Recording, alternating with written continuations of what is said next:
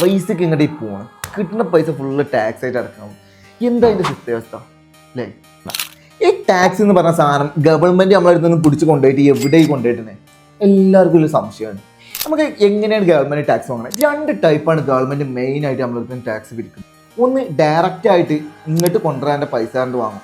2, നിങ്ങൾ പൈസ അടക്കാനുള്ളത് indirectly നിങ്ങളെടുത്തുനിന്ന് directly, അതായത് നമ്മുടെ പോക്കറ്റിൽ നിന്ന് ഡയറക്റ്റ് ആയിട്ട് ഗവൺമെൻറ്റിന് കൊടുക്കാതെ നമ്മളൊരു പ്രൊഡക്റ്റിൻ്റെ മുകളിലൊരു എമൗണ്ട് GST എന്നൊക്കെ പറഞ്ഞിട്ട് അടക്കണില്ലേ, ഇതൊക്കെ നമ്മൾ ഡയറക്റ്റ് ആയിട്ട് ഗവൺമെൻറ്റിൽ അടക്കണേ, ഒരു കടക്കാരന് കൊടുക്കാൻ സ്ഥാനമായിട്ട് ആ കടക്കാരൻ വഴി ഗവൺമെൻറ്റിലേക്ക് എത്തിയത്. അങ്ങനെ 2 ടൈപ്പല്ല. ഡയറക്റ്റ് ടാക്സ് എന്ന് പറഞ്ഞാൽ നമ്മൾ സാലറി, നമുക്ക് എത്രയാണോ സാലറി കിട്ടിയത് അതിന് മുകളിൽ നമ്മളൊരു ഇൻകം ടാക്സ് എന്ന് പറഞ്ഞിട്ട് നമ്മൾ ടാക്സ് അടക്കണം.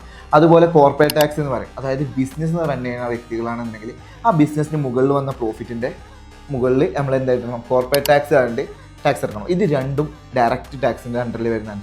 ഗുഡ് സർവീസ് ടാക്സ് എന്ന് പറഞ്ഞിട്ട് GST എന്ന് പറയുന്നത്, അഥവാ ഞാൻ നേരത്തെ പറഞ്ഞ മാതിരി നമ്മളൊരു പ്രൊഡക്റ്റ് വാങ്ങുമ്പോൾ അതിന് മുകളിൽ നമ്മൾ കൊടുക്കുന്ന GST അല്ലെങ്കിൽ അതിന് മുകളിൽ കൊടുക്കുന്ന ടാക്സ് എന്ന് പറയുന്നത് ഇൻഡയറക്റ്റ്ലി ഗവൺമെൻറ് കിട്ടണം. ഗവൺമെൻറ് ഈ പൈസ കൊണ്ടുപോയിട്ട് എന്താ ചെയ്യുന്നില്ലേ? അപ്പോൾ നമ്മുടെ ഗവൺമെൻറ് ഈ എമൗണ്ട് യൂസ് ചെയ്തിട്ടാണ്, അതായത് ഈ ടാക്സുകൾ യൂസ് ചെയ്തിട്ടാണ് നമുക്ക് വേണ്ടിയിട്ട് നല്ല അടിപൊളി ഇൻഫ്രാസ്ട്രക്ചറുകൾ, health care, education, development programmes, essential for growth of the economy and welfare of the public, ഇങ്ങനെയുള്ള എല്ലാ കാര്യങ്ങളും ചെയ്യുന്നത് നമ്മൾ ടാക്സും GST. ടാക്സിനെ കുറിച്ചുള്ള അണ്ടർസ്റ്റാൻഡിങ്ങുകൾ നമുക്ക് സ്മാർട്ടർ ഫിനാൻഷ്യൽ ഡിസിഷൻ എടുക്കാൻ ഉപകാരപ്പെടും. നിങ്ങൾക്ക് more tips or planning on GST നിങ്ങൾക്ക് ആവശ്യമുണ്ടെന്നുണ്ടെങ്കിൽ നമ്മളെ ഇൻസ്റ്റാഗ്രാം ഫോളോ ബട്ടൺ അമർത്തിക്കോളി.